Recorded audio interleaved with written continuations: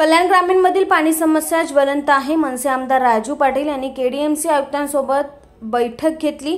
लोकसभा निवडणुकीच्या 2 महिन्याआधी जशी जादू दाखवून पाणी पुरवठा करण्यात आला तीच जादू आता दाखवा। पाण्याच्या बाबतीत एमआयडीसी चालूगिरी करत आहे। अधिवेशन संपल्यावर आम्हाला पण काही काम नाही, पाणी प्रश्न सुटला नाही तर एमआयडीसीवर विशाल मोर्चा काढू असा इशारा मनसे आमदार पाटील यांनी दिला आहे। अनंतर जेएनसी या बड्या गृहसंकुलातील नागरिकांना पाणी मिळत नसल्याने नागरिकांनी बिल्डरच्या कार्यालयात गोंधळ घातला। त्यावेळी त्यांचे बाउन्सर सोबत वादही झाले। पाण्याचा प्रश्न ज्वलंत आहे। या प्रश्नांबाबत मनसे आमदार पाटील यांनी अधिवेशनात देखील हा मुद्दा उपस्थित केलाय। सोमवारी मनसे आमदार पाटील यांनी केडीएमसी आयुक्त इंदुराणी जाखड यांच्यासोबत तातडीची बैठक घेतली। लवकरात लवकर ही समस्या सुटली पाहिजे अशी सूचना आयुक्तांना दिली आहेत।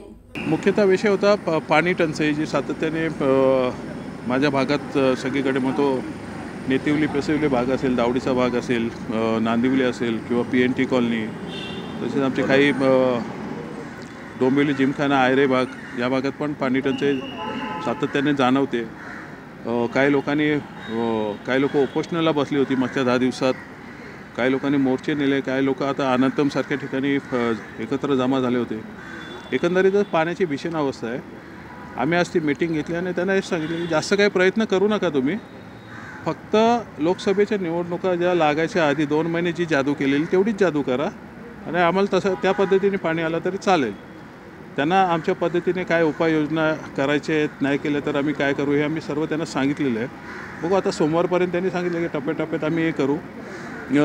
अनाशी आजच जांभूळला जो पाणी शुद्धीकरणचा जो प्रकल्प आहे त्याला साफसफाईचं काम निघालं आहे, त्यामुळे 2 दिवस असे पाण्याचं प्रेशर कमी राहणार आहे।